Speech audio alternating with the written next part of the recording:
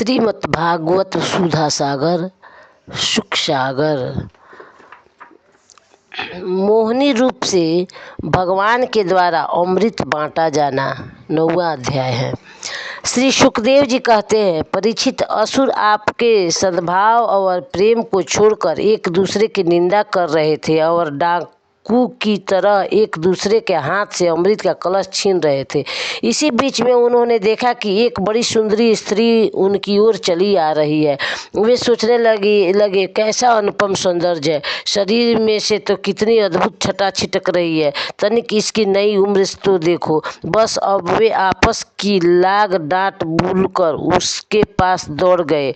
उन लोगों ने काम मोहित होकर उससे पूछा, कमल नयनी, तुम कौन हो, कहाँ से आ रही हो, क्या करना चाहती हो? सुंदरी, तुम किसकी कन्या हो? तुम्हें देखकर अब हमारे मन में खलबली मच गई है। हम समझते हैं कि अब तक देवता, दैत्य, सिद्ध, गंधर्व, चारण और लोकपालों ने भी तुम्हें स्पर्श तक न किया होगा, फिर उन मनुष्य तो तुम्हें कैसे छू पाते? सुंदरी, अवश्य ही विधाता ने दया करके शरीरधारियों की संपूर्ण इंद्रियों एवं मन को तृप्त करने के लिए तुम्हें यहाँ भेजा है। मानिनी, में वैसे हम लोग एक ही जाति के हैं, फिर भी हम सब एक ही वस्तु चाह रहे हैं, इसलिए हमें डाह और बैर की गांठ पड़ गई है। सुंदरी, तुम हमारा झगड़ा मिटा दो। हम सभी कश्यप जी के पुत्र होने के नाते सगे भाई है।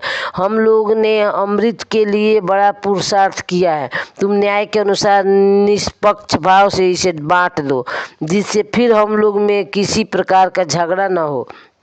असुरों ने जब इस प्रकार प्रार्थना की, तब लीला से स्त्री वेश धारण करने वाले भगवान ने तनिक हंसकर और तिरछी चितवन से उनकी ओर देखते हुए कहा।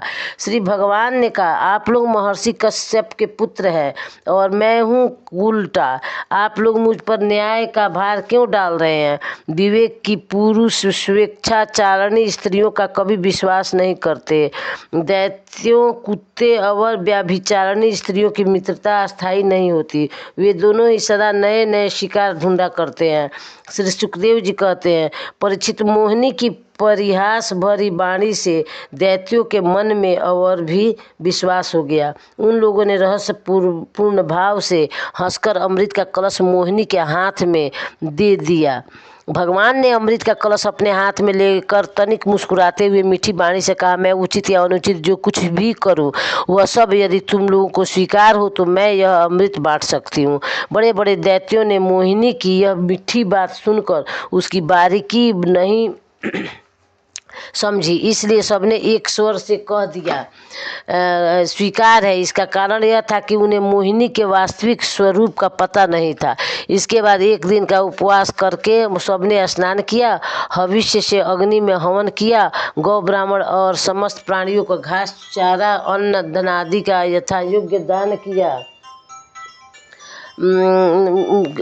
प्राणियों को घास, चारा, अन्न, धनादि का यथा योग्य दान दिया तथा ब्राह्मणों से स्वस्त्ययन कराया। अपनी अपनी रुचि के अनुसार सबने नए नए वस्त्र धारण किए और इसके बाद सुंदर सुंदर आभूषण धारण करके सब के सब उन कुशानों पर बैठ गए जिनका अगला हिस्सा पूर्व की ओर था। जब देवता और दैत्य दोनों ही धूप से सुगंधित मालाओं और दीपकों से सजे सजाए भव्य भवन में पूर्व की ओर मुंह करके बैठ गए, तब हाथ में अमृत का कलश लेकर मोहिनी सभा मंडप में आई। वह एक बड़ी सुंदर साड़ी पहने हुए थी। नितंबों के भार के कारण वह धीरे धीरे चल रही थी। आंखें मद से बिहल हो रही थी। कलश के समान स्तन और गजसाव की सूंड के समान जंघाएं थी। उसके स्वर्ण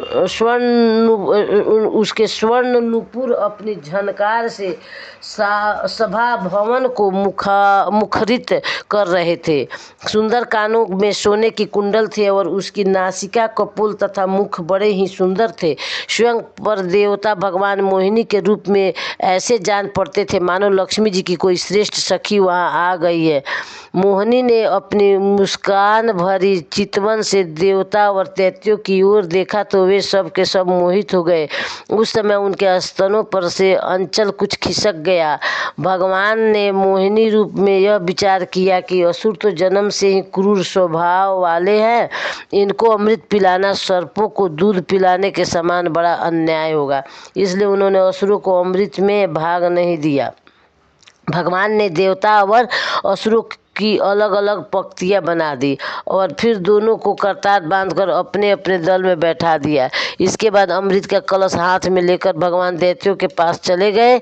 उन्होंने हाव भाव और कटाक्ष से मोहित करके दूर बैठे हुए देवताओं के पास आ गए तथा उन्हें अमृत पिलाने लगे, जिसे पी लेने पर बुढ़ापे और मृत्यु का नाश हो जाता है। परीक्षित असुर अपने ही की हुई प्रतिज्ञा का पालन कर रहे थे। उनका स्नेह भी हो गया था और वे स्त्री से झगड़ में नहीं अपना निंदा भी समझते थे, झगड़ने में अपनी निंदा भी समझते थे, इसलिए वे चुपचाप बैठे रहे। मोहिनी में उनका अत्यंत प्रेम हो गया था। वे डर रहे थे कि उससे हमारा प्रेम संबंध टूट न जाए। मोहिनी ने भी पहले उन लोगों का बड़ा सम्मान किया था, इससे वे और भी बंध गए थे। यही कारण है कि उन्होंने मोहिनी को कोई प्रिय बात नहीं कही।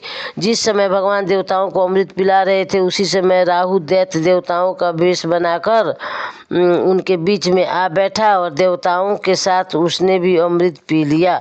परंतु तत्क्षण चंद्रमा और सूर्य ने उसकी पोल खोल दी।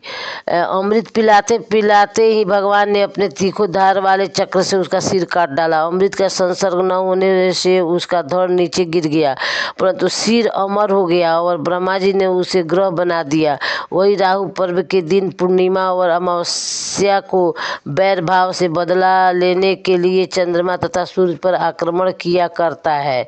जब देवताओं ने अमृत पी लिया, तब समस्त लोगों को जीवन दान करने वाले भगवान ने बड़े बड़े दैत्यों के सामने ही मोहिनी रूप त्याग कर अपना वास्तविक रूप धारण कर लिया। परीक्षित देखो, देवता और दैत्य दोनों ने एक ही समय एक स्थान पर एक प्रयोजन तथा एक वस्तु के लिए एक विचार से एक ही कर्म किया था, परंतु फल में बड़ा भेदभाव हो गया। उनसे देवताओं ने बड़ी सुगमता से अपने परिश्रम का फल अमृत प्राप्त कर लिया, क्योंकि उन्होंने भगवान के चरण कमलों की रज का आश्रय लिया था, परंतु उससे विमुख होने के कारण परिश्रम करने पर भी असुरगण अमृत से वंचित ही रहे।